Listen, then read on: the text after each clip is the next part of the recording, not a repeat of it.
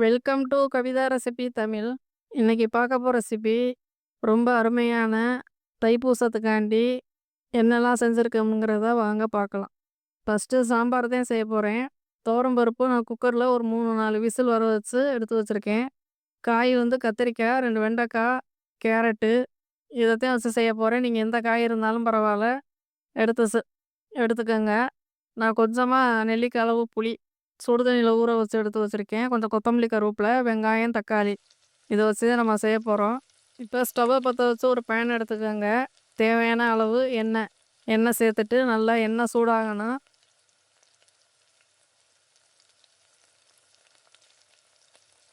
எண்ணெய் நல்லா சூடாகினதுக்கு பின்னாடி கடுகு கொஞ்சமாக ஒரு 1/2 ஸ்பூன் கடுகு சேர்த்துக்கோங்க.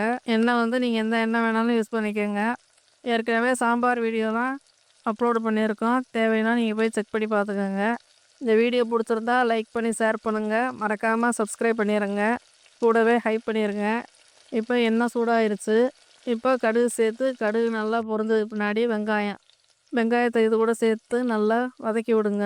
வெங்காயம் நல்லா கண்ணாடி பக்குவத்துக்கு நல்லா வதக்கி விடுங்க. நல்லா கலர் மாதிரி வரணும். 2 நிமிஷம் 3 நிமிஷம் ஆகும். நீங்கள் பெரிய வெங்காயத்துக்கு பதிலாக சின்ன வெங்காயம் இருந்தால் கூட சேர்த்துக்கோங்க. இப்போ இதில் கொஞ்சமாக கொத்தமல்லி, கருவேப்பிலை, 2 பச்சை மிளகா சேர்த்துருக்கேன்.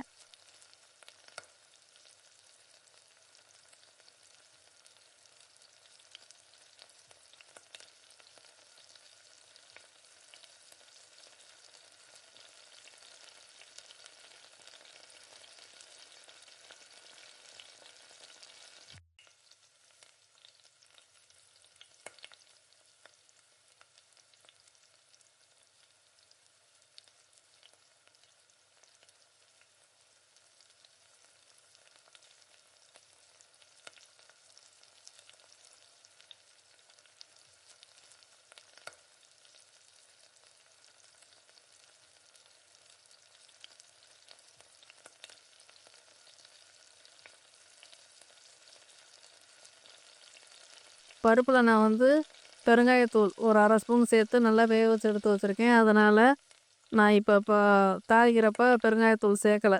நல்லா வதக்கி விட்டுட்டு வெங்காயம் வந்து நல்லா வதங்கணும். இப்போ 2, 3 தக்காளி சின்னதாக நாட்டு தக்காளி கட் பண்ணி வச்சுருந்தேன். அதை சேர்த்து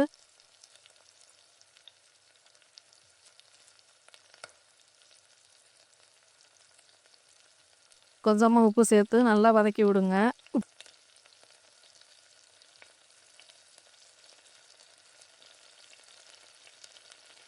உப்பு சேர்த்து நல்லா வதக்கி விடுங்க. தக்காளி நல்லா வதங்கட்டும்.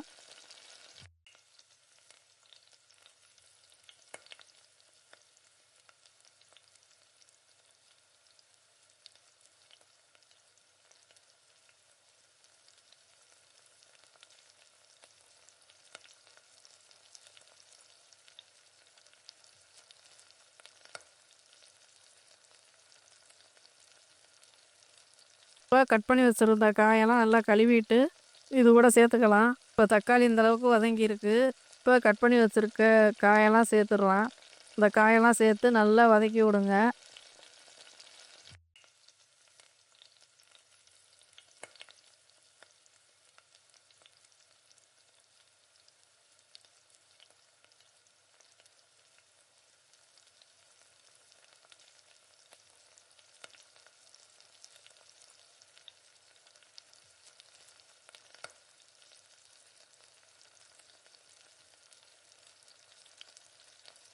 இந்த காய்க்கு கொஞ்சமாக உப்பு சேர்த்து நல்லா வதக்கி விடுங்க. ஒரு 2 நிமிஷம் 3 நிமிஷம் ஆகணும். இந்த கத்திரிக்காய், கேரட்டு எல்லாம் நல்லா வதங்குறதுக்கு. இப்போ மசாலா வீட்டில் எப்பவும் அரைச்சி வச்சுருக்க குழம்புத்தூள் ஒரு 3 ஸ்பூன் எடுத்திருக்கேன். மிளகாத்தூள் இதெல்லாம் சேர்த்து இந்த காயிலே நல்லா கலந்து விட்டுக்கோங்க.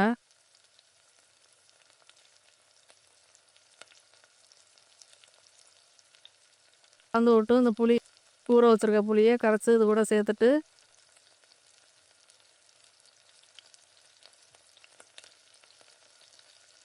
பருப்பு வேக வச்சுருக்க பருப்பையும் இது கூட சேர்த்துக்கலாம். பருப்பையும் சேர்த்து நல்லா கலந்து விட்டு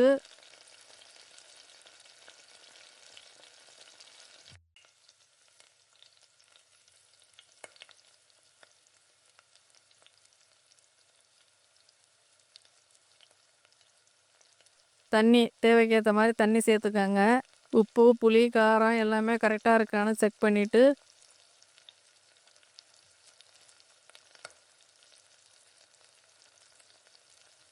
குக்கர்ல ஒரு விசில் 2 விசில் வர வச்சு ஸ்டவ் ஆஃப் பண்ணிக்கிறலாம். இப்ப நல்லா கலந்து விட்டுக்கங்க அந்த மாரி. நான் உப்பு எதுவுமே பார்க்கல. கரெக்ட்டான அளவு சேர்த்துட்டேன். இப்போ குக்கர்ல வந்து ஒரு விசில் வர வச்சு ஸ்டவ் ஆஃப் பண்ணிக்க போறேன். இந்த பக்கம் குக்கர்ல வந்து உருளைக்கிழங்கு ஒரு 4, 5 உருளைக்கிழங்கு நல்லா கட் பண்ணிட்டு, உப்பு போட்டு மூழ்கிற அளவுக்கு தண்ணி ஊத்தி வேக வச்சு எடுத்து வச்சுட்டேன். இப்போ நல்லா தோலெல்லாம் உரிச்சிட்டு பொடியா கட் பண்ணி எடுத்து வச்சிருக்கேன். தாளிப்புக்கு வெங்காயம், கருவேப்பிலை, சீரகம், சோம்பு, கடுகு, பெருங்காயத்தூள் இத வச்சு நம்ம செய்ய போறோம். இப்போ அந்த குக்கர்ல வேக வச்ச குக்கர்லயே நான் தாளிப்பு குடுக்க போறேன்.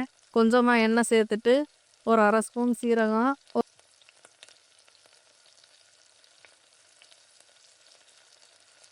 ஒரு 1/2 ஸ்பூன் சோம்பு சேர்த்து நல்லா பொரியட்டும்.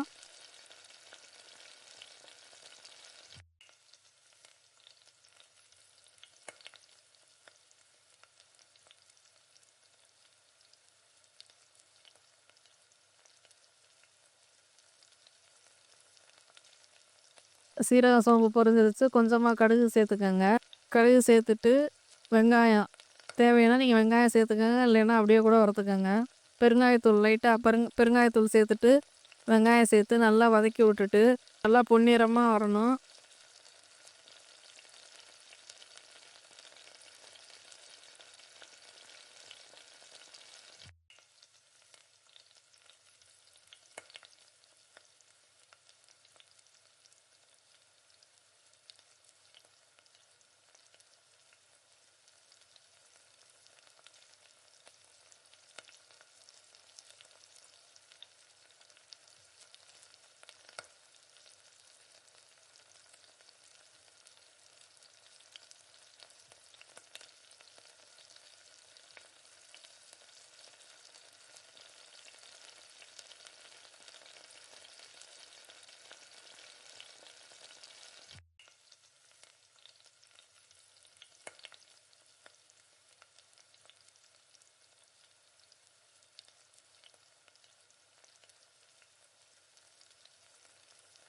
வெங்காயம் கலர் மாரி வரணும். ரொம்ப பொன்னிறமா வர தேவையில்ல. அந்த அளவுக்கு வந்தோடனே கொஞ்சமா கருவேப்பிலை சேர்த்துக்கலாம்.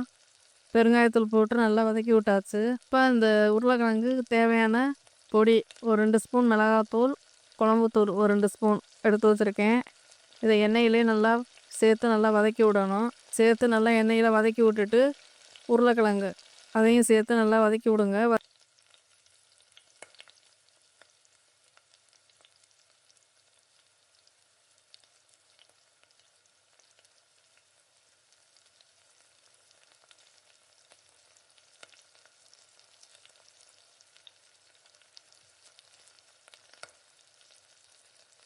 வதக்கிக்கிட்டு கொஞ்சமாக தண்ணி தெளிச்சுக்கணும்.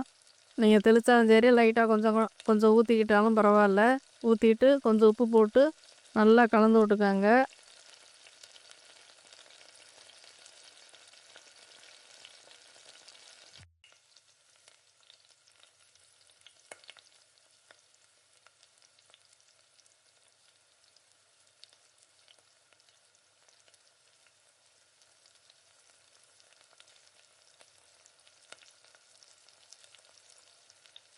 மசாலா வாசனை போகிற அளவுக்கு ஸ்டவ்வை கம்மி பண்ணி வச்சுட்டு ஒரு 2 நிமிஷம் 3 நிமிஷம் அப்படியே நல்லா எண்ணெயிலே வதக்கி விடுங்க.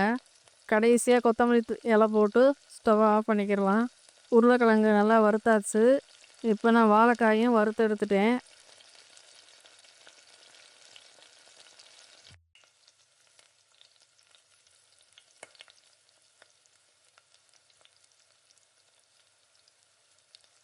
பக்கம் பாயாசம் செஞ்சுக்கலாம். நான் ரெடிமேட் பாக்கெட் வாங்கி தான் செய்ய போகிறேன்.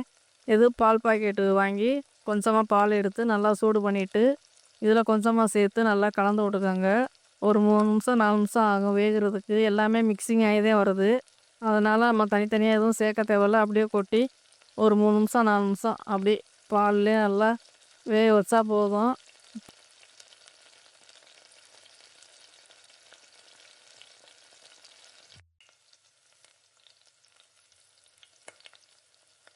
பாயாசம் ரெடி ஆயிரும். இப்போ பாயாசம் ரெடி ஆயிருச்சு. இப்போ இலையில சாமி கும்பிட்டாச்சு. இப்போ எல்லாம் இலையில ஒண்ணொண்ணா எடுத்து வைக்கலாம். இப்போ உருளைக்கிழங்கு,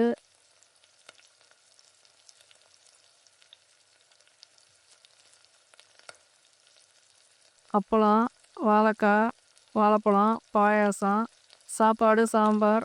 இதுதான் எங்கள் வீட்டில் இன்னைக்கு.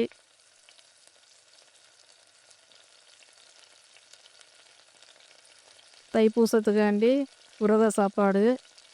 எப்படி இருக்குன்னு சொல்லுங்கள். இந்த வீடியோ பிடிச்சிருந்தா லைக் பண்ணி, ஷேர் பண்ணி, மறக்காமல் சப்ஸ்கிரைப் பண்ணிடுங்க.